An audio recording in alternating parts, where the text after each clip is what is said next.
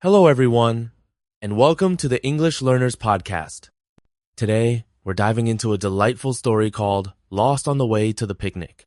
We'll walk through the entire narrative together, explore useful language, and draw some life lessons. Ready to get started? Absolutely. This story perfectly captures a situation many couples have faced, getting lost on a road trip and the classic reluctance especially among men to stop and ask for directions. We'll break it all down step by step. So let's hit the road, so to speak. Let's begin with the story's opening. The couple sees an ad in the newspaper for a country dance and picnic outside of town.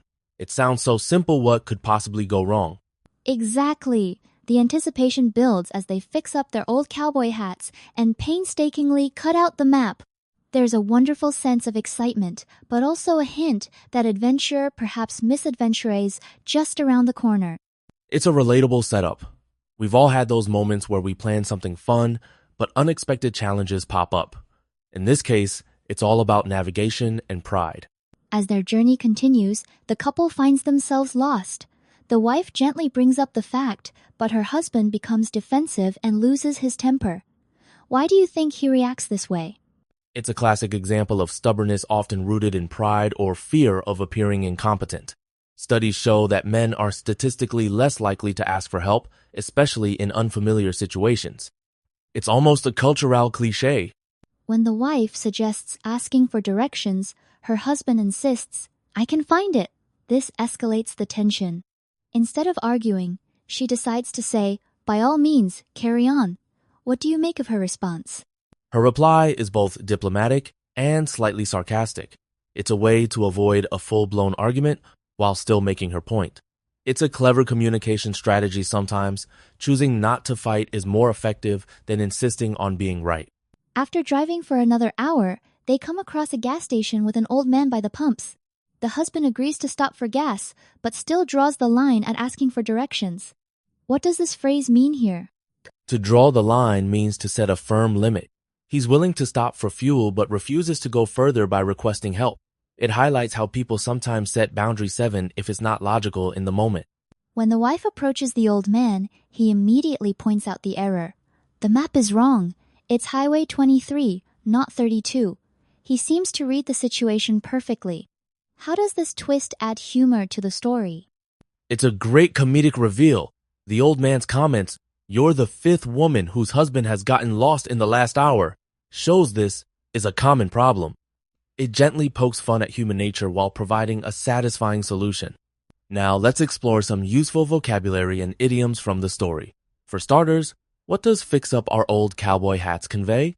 Fix up means to repair or make something look better, often quickly or creatively. For example, if you fix up a room, you might paint the walls and tidy up the furniture to refresh its appearance. How about cut out the map? Cut out means to physically remove something from a larger piece, usually with scissors. For instance, you might cut out a coupon from a magazine to use at the store. Let's continue. What does brought up the fact mean? Brought up means to mention or introduce a topic in conversation.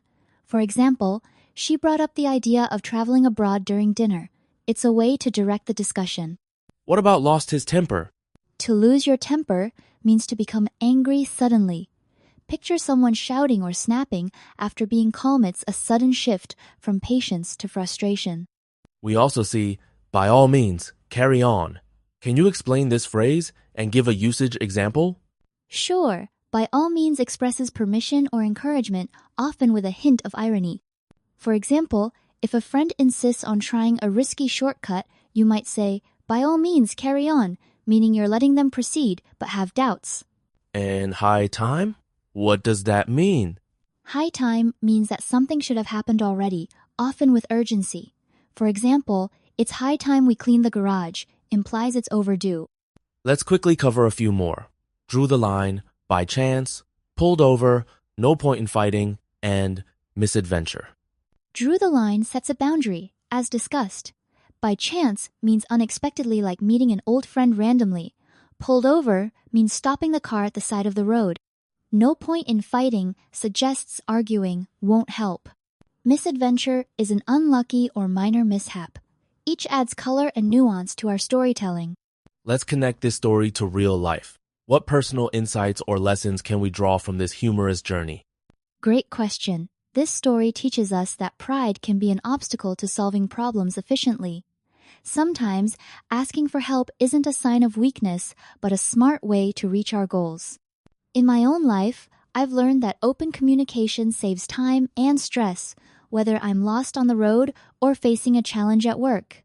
To our listeners, have you ever been in a situation where asking for help made all the difference? Or maybe you hesitated and later wished you hadn't? We'd love to hear your stories. Reflecting on these moments helps us grow and become more effective communicators. Feel free to share your experiences in the comments or with your friends to practice your English. As we wrap up, remember, learning English, like any journey, has its twists and turns. Don't be afraid to ask questions or seek help along the way. Absolutely! Stay curious, keep practicing, and enjoy each step of your language adventure. Thanks for joining us today. Until next time, keep learning with enthusiasm and confidence.